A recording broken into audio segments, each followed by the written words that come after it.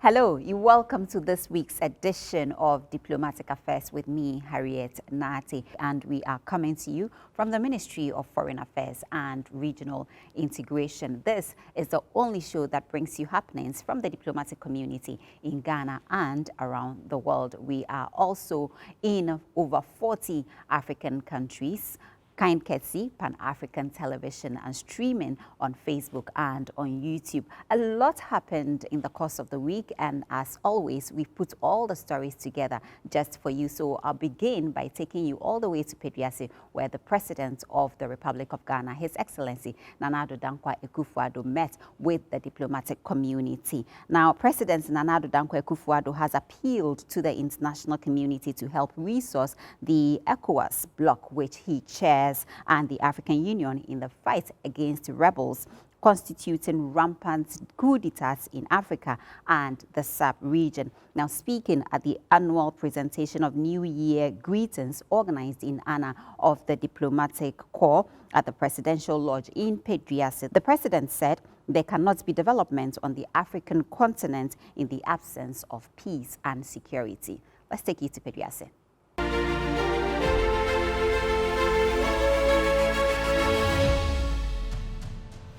We all appreciate being here, especially as we were unable to meet last year at this friendly yearly invitation due to COVID-19 pandemic.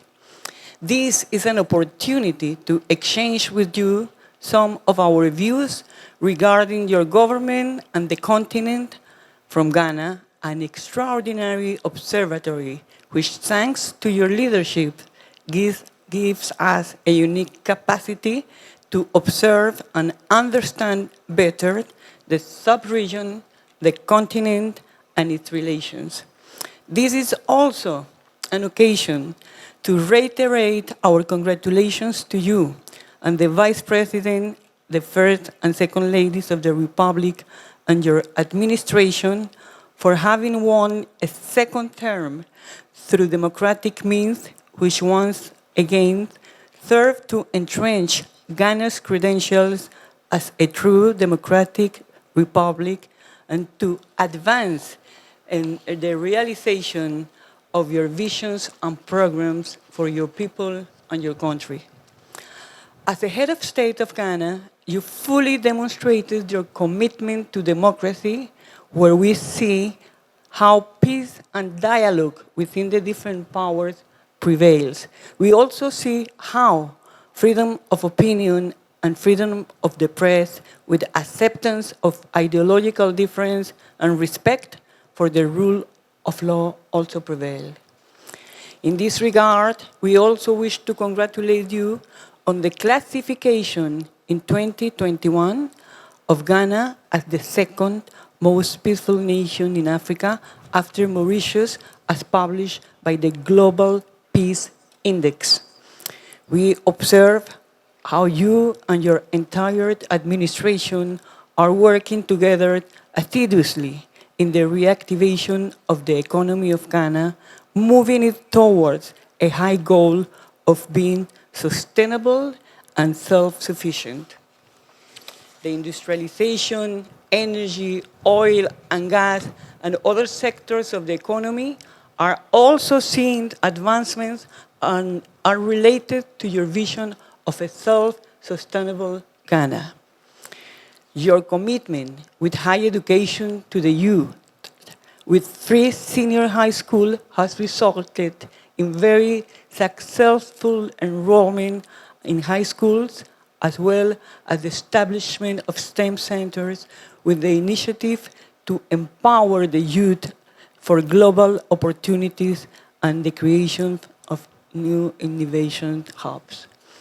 There is another issue that we would like to mention and congratulate you on, Your Excellency, and it is the fact that Ghana was eliminated from the European Union list of great listed countries related to money laundering, which we understand is largely due to your efforts in implementing measures to enforce transparency within the financial sector.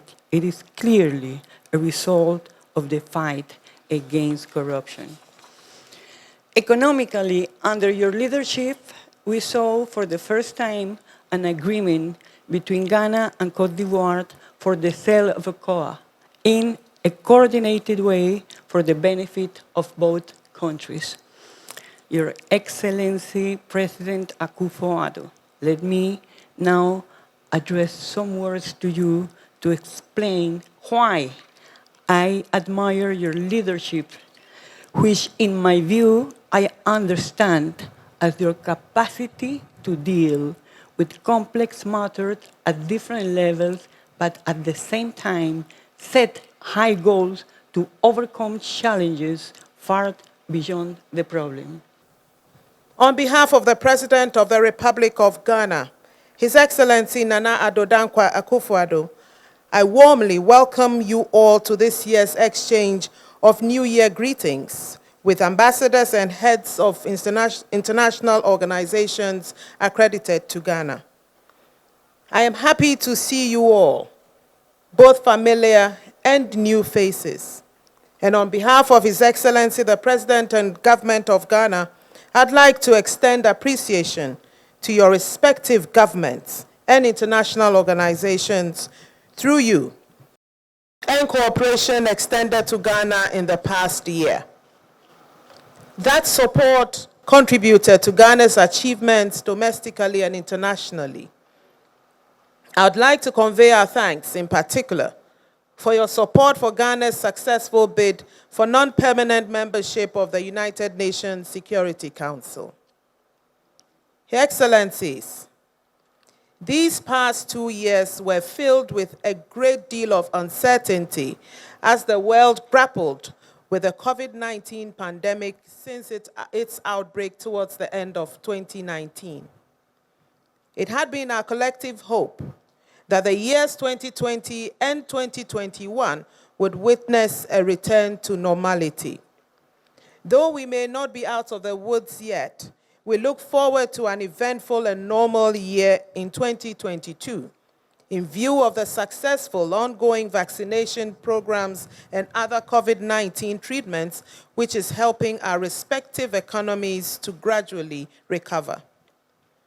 Amid the terrible loss of human lives, we are reminded that international collaboration is imperative now more than ever before, not just to fight the COVID-19 pandemic, but to address conflicts, disputes, natural disasters, and other issues of concern.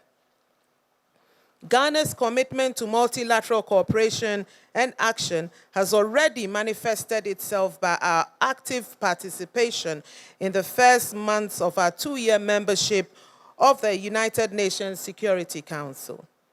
We are grateful to you and your states for your contribution to our preparations through policy dialogues and through the cooperation we have enjoyed since we took our seat. We look forward to working with members of the Council, regional groups, and other member states of the United Nations which you represent to make the Council more adaptable and responsive to the changing threats to international peace and security, especially in this region.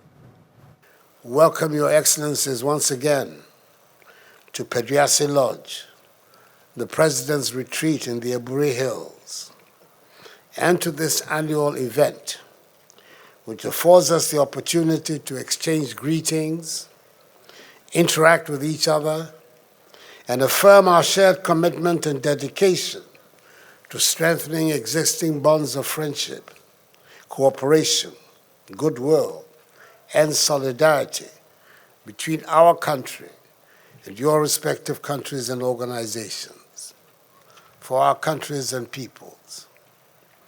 I must at the outset express my appreciation to the delightful Dean of the Diplomatic Corps, Her Excellency Mrs. Claudia Turbe Quintero, Ambassador of the Republic of Colombia to the Republic of Ghana, for the message she expressed on behalf of the Corps. I also look forward to continued cordial and fruitful relations with you this year and many more in the years ahead, which I'm certain will help create and spread prosperity and opportunities for all. This annual event, the first in 2 years, remains a testament to the very rich and fruitful relations Ghana enjoys in the Committee of Nations, as well as to our commitment to maintaining strong bonds of friendship and partnership. Long may it continue, especially as we continue to witness the expansion of the core, i.e. resident high commissioners and ambassadors, from a number of 56 members in 2016 to 67 today. Excellencies, 2020 and 2021 were remarkable years, matched in their destruction perhaps only by the Spanish flu of 1918. Indeed, 2020, a year which started for us in Ghana with so much promise, left in its wake the loss of lives and livelihoods, a reduced GDP growth rate, and compromised significantly our forward march onto the sustained path of progress and prosperity. Excellencies, I find myself in the unique position of being a two-term chairperson of the Authority of Heads of State and Governments of the Economic Community of West African States, ECOWAS. Unfortunately, we have in recent times witnessed worrying political developments unfolding in our region. The latest being the overthrow of the democratically elected government of His Excellency, Rochma Christian Kabore of Burkina Faso.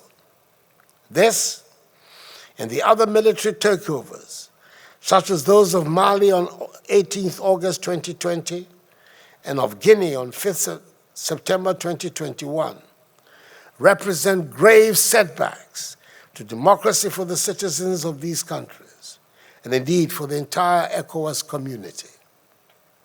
Several readings, including those related to the economy and security, have been preferred by the new military rulers to justify these coups d'etats.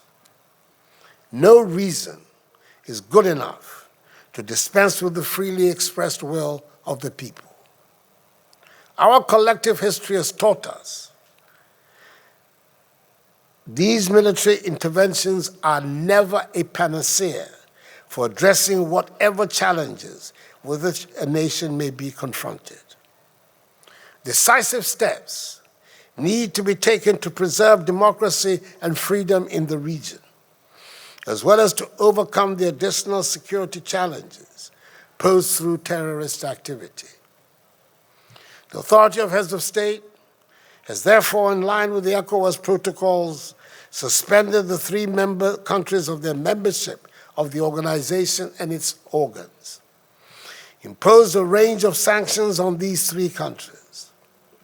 And as I stressed during the recent extraordinary summit in Accra, West Africa will remain unsafe until drastic measures are instituted to consolidate and entrench democratic tenets, which are necessary for economic development and the protection of freedom. In this regard, I urge you in your respective countries and organizations to lend your wholehearted support for these sanctions to ensure their effectiveness. The authority has made it clear to the military rulers in the 3 countries the sanctions will be progressively lifted when they present acceptable timetables for the restoration of democratic rule. The ball is firmly in their court. Excellencies, we in Ghana are mindful of our responsibility to contribute to the economic integration of the West African region and the continent as a whole. Ghana is optimistic that the potential for African countries to succeed together lies to a large extent on the success of the African Continental Free Trade Area, AFCFTA. As host country of the AFCFTA Secretariat, Ghana is wholly dedicated to the economic integration of the continent. The entry into force of the AFCFTA presents Africa with additional opportunities to reach the objective of continental integration. You would recall that on 17th August 2020, I commissioned and handed over the building of the African Continental Free Trade Area Secretariat, located here in Accra, to the African Union Commission. In my address at this ceremony, I urged African Union member states to make the extra effort to conclude all outstanding issues to pave way for the smooth commencement of trading from 1st January 2021.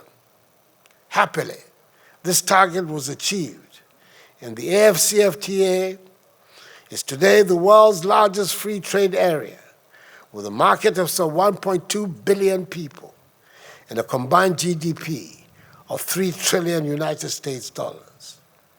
We in Africa all have a duty to ensure its success. It is also with a sense of satisfaction that we also welcome the rollout of the Pan-African Payment and Settlement System by the joint effort of the AFCFTA Secretariat and the African Export-Import Bank, Afri-Exim Bank. This will greatly simplify and enable instant cross-border payments in local currencies among African traders and give a further boost to intra-African trade. It is my hope that businesses in your respective countries will partner with African businesses and establish their businesses on the African continent in order to take advantage of the huge trade area needed to link the infrastructure required to make a real market of this trade area, to export their goods and services, to support our efforts to grow Africa's private sector, and to provide employment for Africa's youth.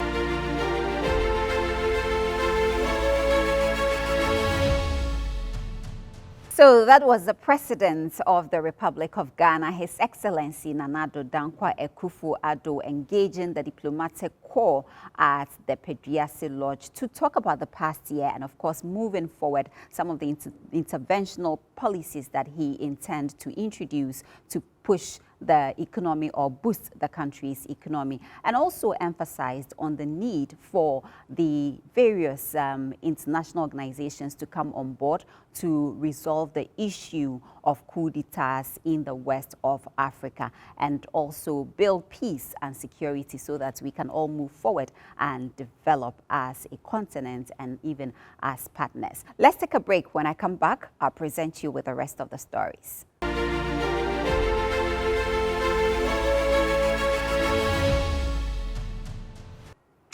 Welcome back from that short break. You're still watching Diplomatic Affairs with me, Harriet Nate. Now, moving on, the Minister for Foreign Affairs and Regional Integration, as part of promoting inclusion and bringing diplomacy to the doorstep of the people, otherwise known as public diplomacy, met with the media to update them on Ghana's foreign policy, the African Union, the military takeovers in the sub-region, and other emerging issues. Her presentation covered three main areas: security in West Africa and the Sahel region, service delivery, passports and consular, enhancing Ghana's international image abroad and influence, and economic diplomacy. Here is the minister delivering her presentation. Take a look.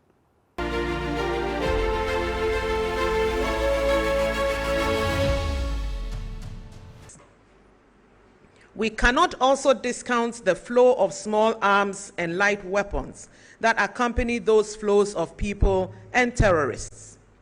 In addition, we face threats to maritime transportation and installations in the Gulf of Guinea. All these have impacts, large and small, on our ability to develop as a nation, including achieving our Ghana Beyond Aid agenda. We cannot realize the benefits of free trade under AFCFTA if terrorist violence, insecurity, and political upheavals disrupt trade and the industrialization agenda that should support increased trade and employment in our countries. Regional integration through ECOWAS and the other regional economic communities are the building blocks for the integration of African economies, including through the AFCFTA. Its vast promise of free movement, a hugely competitive single market size, and expanded economic opportunity for our businesses, workers, and states is imperiled when there are disruptions to constitutional and democratic governance, which is the guarantee for peaceful, stable, and thriving societies that we all need. Let me stress that attacks on our constitutional order in ECOWAS contribute to divisions and instability that undermine our efforts to counter radicalization and recruitment of our people by terrorists and violent extremists. We need to unify our peoples in order to defeat the terrorists. The opportunity cost to our sustainable development has been enormous. The state, in addition, has to spend money that should normally be invested in capital projects on ways to counteract the actions against our interests both on land and at sea. We are all familiar with the difficult conditions under which governments, including our government, has had to implement its policies to transform the lives of citizens, especially with the onset of COVID-19.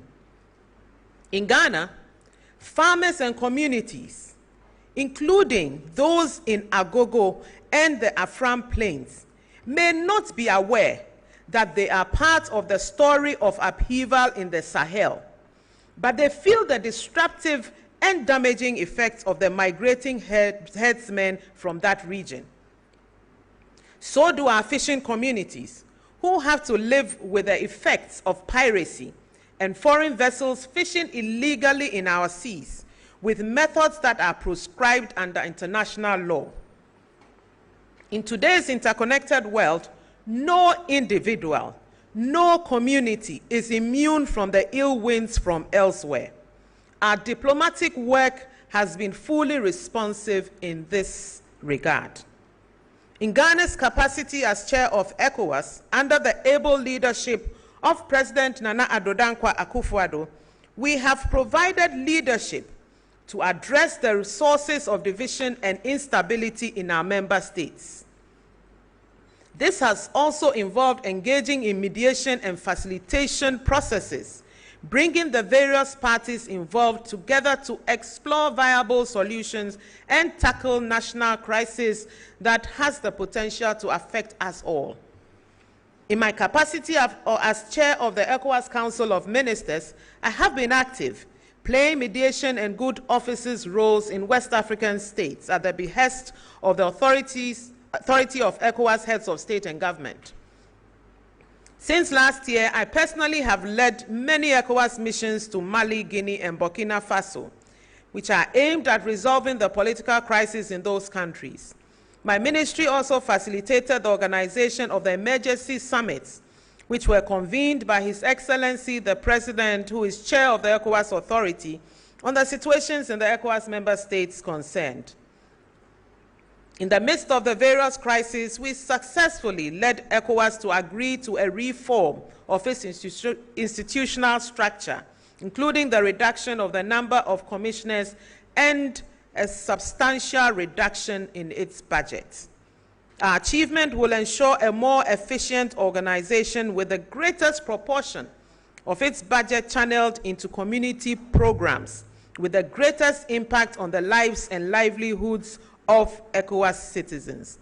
We want ECOWAS citizens to actually feel ECOWAS, and that is why we have taken steps to ensure that more of our budget goes into programs. Ladies and gentlemen, the defining leadership of ECOWAS by the President of the Republic has won Ghana great respect in the community of nations. World leaders praise the leadership of the President on every occasion. This is important, as it amplifies our voice in dealing with the international community on matters that are central to the peace, security, and prosperity of our people and those in our region. Diplomatic leadership will continue to be a hallmark of ours as we perform our responsibility as a non-permanent member of the United Nations Security Council for the next 2 years. Already, in our capacity as chair of the African Union Peace and Security Council, I chaired a ministerial meeting to provide guidance to the 3 African members, the A3, of the UN Security Council. We are committed to ensuring a strong, united, and effective African voice on the solutions that are critical to Africa's progress. That is silencing the guns and ending terrorism and extremist violence in the Sahel and elsewhere on the continent. There's a need to strengthen the peace and security capacities of the African regional economic communities, including ECOWAS. We must get sustainable funding from the United Nations to complement our own regional peace and security initiatives to address climate-induced insecurity in our region. We are already engaging with members of the Council on radically changing the approach to terrorism and violent extremism by ensuring a balanced focus on both military force and root causes that the malign forces exploit to radicalize and recruit our peoples. We expect the dividend of such initiatives to include building community resilience, including through economic empowerment, especially of women, also access to good quality education and skills for young people across the region, climate mitigation and re-establishment or establishment of state presence in all parts of our countries in the ECOWAS region. Elections, as they say, have consequences. We were elected to the Council and we are making our election matter to our people. We look to build a global coalition to deal with the things we cannot do on our own or as a smaller group of countries. Already, we have co-sponsored with Norway a United Nations Security Council resolution under the agenda item Peace and Security in Africa, and it's titled Maritime Security in the Gulf of Guinea. The draft resolution has support from all members of the Security Council, and we call on our friends on the Council to ensure its adoption as speedily as possible. In addition to the priorities we are focused on in the Council, we chair the Security Council subsidiary bodies on the Central African Republic Sanctions Committee, the Sudan Sanctions Committee, and the Working Group on Peace Operations. We have the opportunity to engage with the key partners on 2 trouble spots on our continent, where the AU is keen to facilitate the transition to normalcy and advance implementation of its Agenda 2063 on the continent we want. Peace and security in Central African Republic is part of our strategic agenda to bring peace and security to West Africa. The United Nations efforts in Central African Republic reinforce the partnership that we are building with ECAS, the central body, regional economic community, to protect the Sahel and coastal West Africa. Ghana is part of coastal West Africa. Fortuitously, Ghana is the pen holder for West Africa, including the Sahel, together with Ireland. Peacekeeping is a top priority for Ghana, and we currently rank 9th globally among the top troop contributing countries. We expect to move further up in the coming months. As such, we will work with other Council members on ways to enhance peacekeeping, including responsiveness and effectiveness of mandates and the security of our troops. With Kenya co-chairing the informal expert group on climate change and security, the ad hoc working group on conflict prevention and resolution in Ghana, and Gabon chairing the DRC Sanctions Committee, the 3 African members of the Council, the A3, will provide leadership on Africa's priorities for peace and sustainable development. Our membership of the United Nations has positioned us to influence the policy dialogues at both the United Nations and the Bretton Woods institutions in terms of our needs for building resilience as a middle-income country. The Sustainable Development Agenda of the United Nations was a response to the recognition that the absence of a comprehensive, interlinked approach to economic, social, and environmental issues had been the cause of the failure of developing countries, especially to achieve inclusive growth and sustainable development. At the same time, the Charter of the United Nations clearly establishes the link between human rights, peace, and security and development. To overcome the historic structural impediments that hold our countries back to achieve the SDGs, even in the face of the setbacks caused by the COVID-19 pandemic, the international community needs to rethink the current model of economic and development cooperation. For Ghana, our interest lies in partnership with donors on high-impact projects, such as the Palugu Dam, which, when completed, will transform the lives and opportunities for a large segment of our population and for businesses. If we are able to achieve the SDGs, we cannot continue with business as usual if we cannot address international peace and security in an isolated manner. Ladies and gentlemen, a manifestation of the respect and goodwill that Ghana enjoys around the world is the number of high-level visits that foreign leaders make to Ghana and the invitations we receive for official and state visits abroad. These include the state visit of President Cyril Ramaphosa, President of South Africa, which culminated in the successful inauguration of the Binational Commission and the signing of 4 agreements on agriculture, immigration, transport-related matters, and gender between the 2 countries. Also, the 2-day working visit to Ghana by the Prime Minister of the Kingdom of Denmark, which resulted in the signing of a letter of intent on zero emissions, as well as a letter of intent on green umbrella water solutions for Danish projects. These agreements are aimed at reducing climate change impacts, as well as boosting water efficiency and conservation in Ghana. Other visits at ministerial level were accompanied with COVID-19 vaccine deliveries. The UK Secretary for Home Department, during her visit, launched a new 24-hour super priority visa service to support business and leisure travel between Ghana and the UK. She also handed over an office building funded by the High Commission to the Ghana Immigration Service to use for special operations, including tracking of document fraud and organized immigration crime. The Ministry of Foreign Affairs also facilitated the high-level visits of His Excellency, the President of the Republic, Nana Addo Dankwa Akufo-Addo, to a number of countries. An example was the working visit to the Grand Duchy of Luxembourg City, the European Council, Brussels, and the European Parliament in Strasbourg. The visits were part of efforts geared towards deepening relations and ties of cooperation between Ghana and her European partners. As a result, Ghana received 82.5 million euros, representing the European Investment Bank's largest support for COVID-related health investment in sub-Saharan Africa.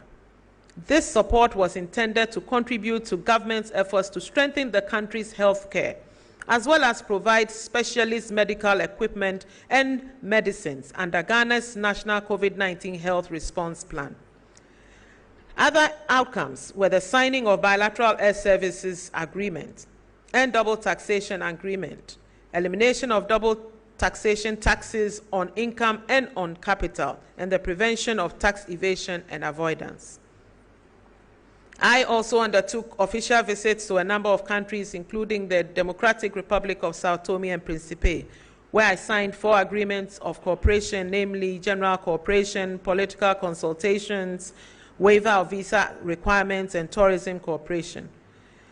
Bilateral meetings on the margins of the 76th UNGA, United Nations General Assembly in New York, led to the doubling of the number of Serbian study scholarships for Ghanaian students for the year 2022, and the pledge by Greece for the donation of 200,000 doses of COVID-19 vaccines to Ghana, which were delivered during a visit by the Foreign Minister of Greece this year. Over the past years, the ministry has undertaken some initiatives to improve the service delivery of the passport office.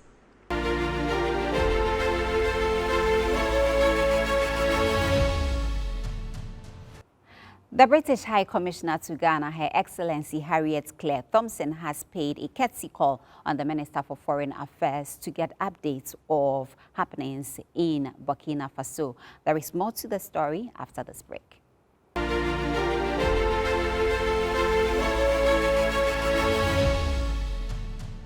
Hello, I'm Harriet Thompson, British High Commissioner to Ghana.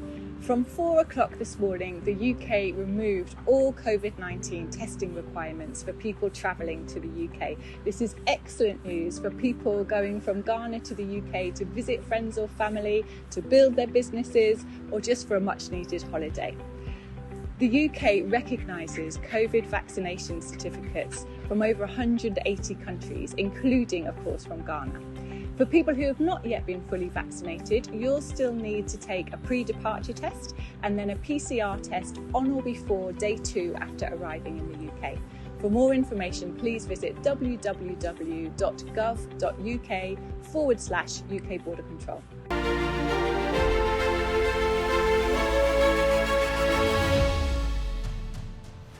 We were just talking about that. Nice to see you on a Hello. Nice to see you again. Thank you so much for making time for us.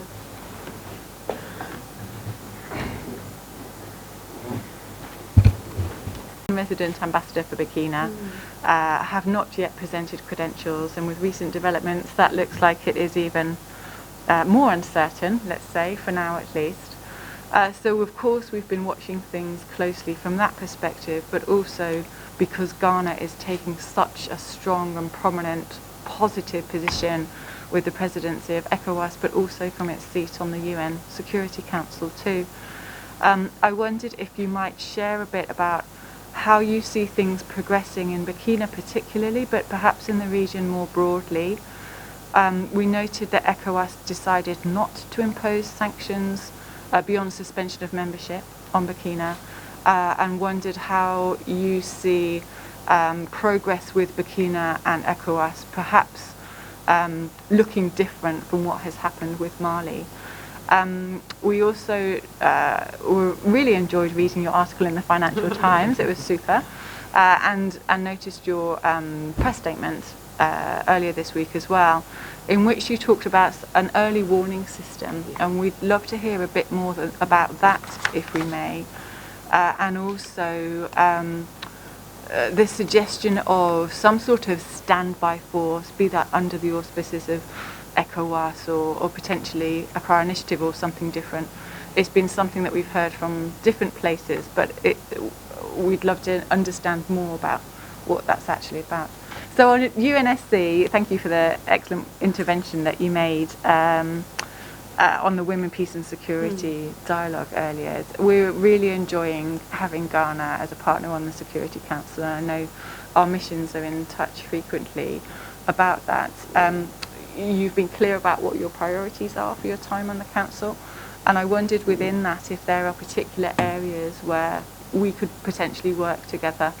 Having hosted the COP26 at the end of last year and holding the presidency for COP through this year until the next one in Egypt at the end of this year, climate seems the obvious candidate, but there might well be others. We're really keen to support your priorities, including, frankly, because they are very frequently shared priorities. I'd be very interested too in your views on the situation between Russia and Ukraine, which obviously is taking up a lot of Council attention. It's been a very interesting time for the new members to come into the Council, I'm sure. So I'd love to hear your perspectives on that as well. Moving on, I wanted to flag that in the summer, the UK will be hosting in London a conference that's called Safe to Be Me. It's a conference that will look at LGBT+ rights across the world. And obviously it's a sensitive time for Ghana on that set of issues particularly. So I wanted to just ask a bit about how we might together handle that so that it is the least uncomfortable that it can be for Ghana, I suppose. Would you like us to invite you? Is it easier if we don't invite you? We haven't seen very much coming out of Parliament on the bill recently. So I don't know how you see that progressing. It might be that we're in a very different place by the summer, and things will be less difficult. I wanted briefly to mention to you a very sensitive commercial matter on which I've asked for a meeting along with the Dutch ambassador to see the president. Beyond that, I would say it's just worth me flagging that the message that we're getting from quite a lot of British investors at the moment is that they're finding the business environment quite hard. So the things that they give us as the reasons behind that are around the uncertainty caused by the levels of debt.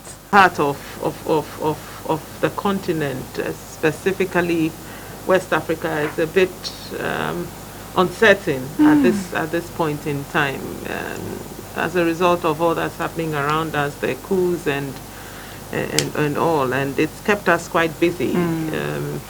We are in our second term, which is usually not allowed per the ECOWAS rules.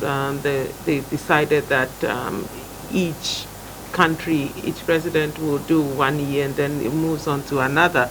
But because of the very delicate and difficult conditions in which we find ourselves, they asked the president to carry on. So we've been saddled with 3 coups, as you're aware, and it has not been easy. No. You are directly connected to, because you are concurrently accredited to Burkina Faso. So, of course, you have interest in what is happening there. It's been a quite difficult time. We took a trip per the instructions of the heads of state. Took a trip to Burkina Faso. When was it? On the 4th. On the 4th, yes, of February, and I don't know. Maybe it's the optimistic me. Trying to see Burkina Faso a bit differently from the 2 others. First of all, the reasons that they gave for the coup are reasons that are not political in any way. Yeah. And when we met with them, the MPSR, I believe, when we met with them, they said it was basically as a result of what was happening due to the terrorists issues and the issues of violent extremism, which the army is finding difficult to fight because of lack of resources. And of course, the fact that because of lack of resources, there have been several deaths. And of course, the situation also has caused humanitarian crisis, where you have over 1.5 million people displaced. You have over 330,000 people, children out of school. And it's a very difficult situation. Over 3,000 schools have been closed down. And so all this has created a lot of uncertainty, and they felt that they had to step in. I made it very clear to them that there's no justification. That is no justification for a coup. And I also drew their attention to the fact that if a whole government, democratically elected, with all the assistance that is coming from international partners, from ECOWAS, from the African Union, you claim is not able to provide the resources to fight terrorism, how do you think that you will be able to do it? And I drew their attention to the fact that as we speak, ECOWAS has suspended FASO. AU will definitely do the same, or has done the same. The European Union, other international partners are going to step back. Right, sir. So the meager resources, as they describe it, is going to even get much, much less. And of course, the people are going to blame them because these are the reasons you've given, these are the promises you've made to the people. What I noticed in Faso was that the situation was extremely calm. There was no tension like the others. The others, I mean Guinea and Mali. You could hardly find tanks, military tanks around with a lot of military personnel. The people were going about their normal business. The posture of the soldiers was more. It looked like they were very willing to listen. They realized what has happened in terms of the reaction of the world. And so we got the impression that they were going to have a very short transition. Okay. And subsequently, just recently, they've set up a committee which is looking at returning the country back to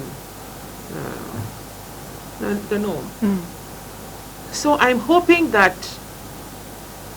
Faso Touchwood will go a different way rather than follow in the footsteps of the earlier ones. We are watching closely and hoping that this is what will happen. The heads of state felt that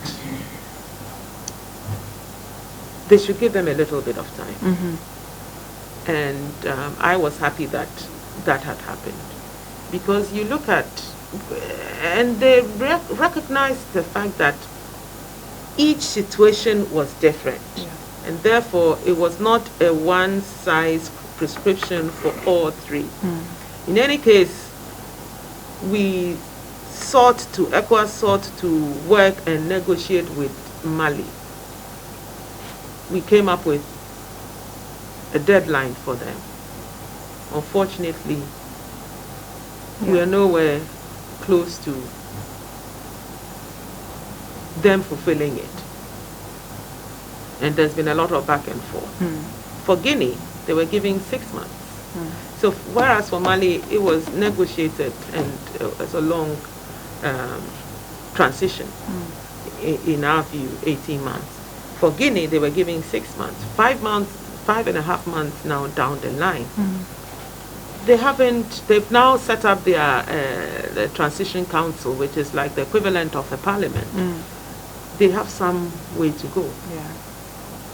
And so it was felt that this should be treated differently.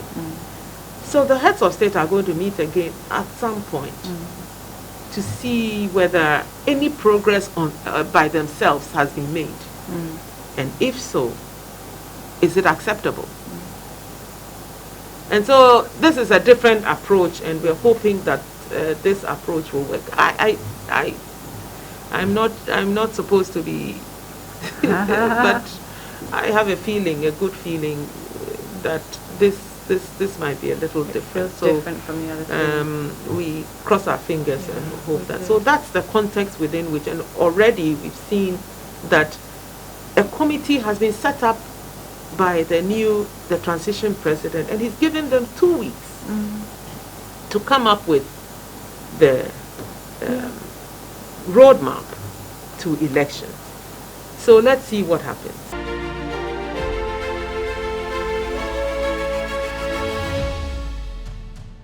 Now, Japan has expressed interest in donating some COVID-19 vaccines to Ghana in the fight against the coronavirus pandemic. The ambassador of Japan to Ghana, His Excellency Mr. Moshizuki Hisanobu, made this known when he paid a courtesy call on the Minister for Foreign Affairs and Regional Integration, Her Excellency Shirley Ayoko Botwe, to discuss the various areas of cooperation between the two countries.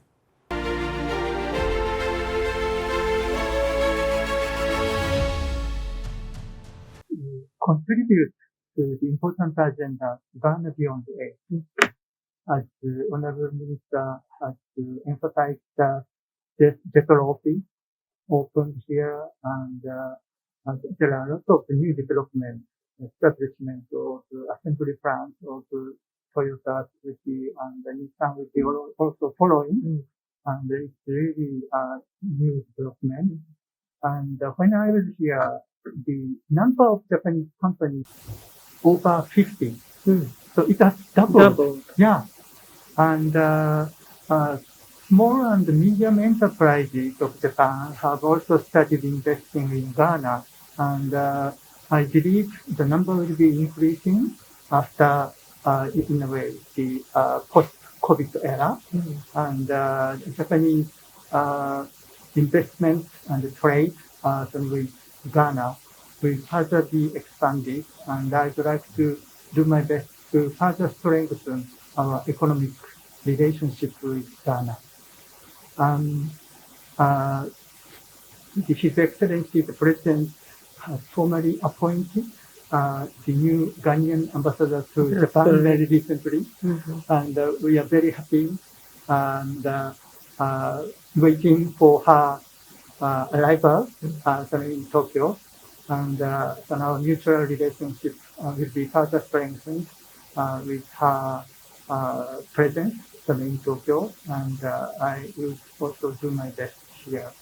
And the government of Ghana, President Akufo-Addo is presiding ECOWAS, and we are so grateful for all your initiatives and the leadership in the West Africa. And recent, little bit difficult circumstances in West Africa due to the couple of military coups and such. We believe in cooperation with Ghana, Japan would also like to contribute to realize stable and prosperous Africa, not only through the process of GIGAS, but through the bilateral relationship with Ghana. So in this regard, I would like to solicit our mutual continued cooperation to be further strengthened. So thank you very much once again for your time today. I noted that you have, or you are witness to the many developments and progress in the country. So I'm happy that you've taken note of that. And I'm sure you've also been apprised and gone to look at the various projects that your country and also investors from the country have carried out or in the process of carrying out in this country. For us, this is very important because it goes a long way to give or testify of the strong relations that exist between our two countries, relations that we are very, very proud of, and the fact that the relations have moved into areas that tie in very well with our vision of a Ghana Beyond Aid, which is centered on investment and trade. You've even gone further, not just from the investment, but also from establishing a Jethro office in Accra. And we're extremely happy that this has happened since December 2019, when the whole idea was discussed. Now it's a reality. And so that office will go a long way to encourage businesses from Japan and also look at the opportunities that the two countries can work on and to realize. Also, some key investments like the establishment of the Toyota and Suzuki assembly plant in Ghana, that there are other Japanese companies like Lotte, Fuji Oil, Marubeni, Mitsui, who are also sending their operations to Ghana. And so for us, this is a very meaningful area of development in our relations because it touches directly on what we are seeking to do, which is to industrialize and also to provide jobs for our youth. I also would like to take the opportunity to thank you for the areas that you have invested in through very many initiatives in the area of agri, health, governance, infrastructure, Tema motorway, phase 1 and 2, also the overseas development assistance scheme, and the various initiatives through JICA. Also the interest to donate to us some vaccines, and I'd like to say that we are very ready to receive the vaccine.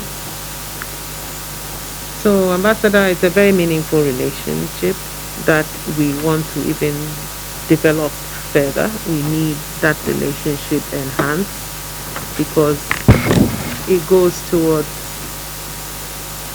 benefiting both countries. And for us, it touches on the priority areas that the government has set for itself. So I'm hoping that during your time, your predecessor, Ambassador Hinenu, did a lot, that you will continue and build on what he has already done. We are always here to support you, and I'm happy to note also that your country will be at the Security Council from next year. We'll work together. We're very willing and open to work with you.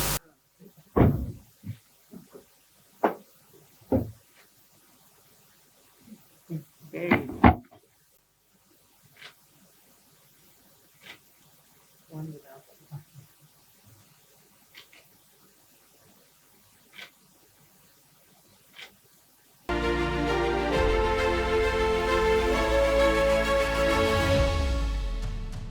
This is where we end today's episode of Diplomatic Affairs. My name is Harriet Nati, and I look forward to seeing you same time next week. Have a good evening.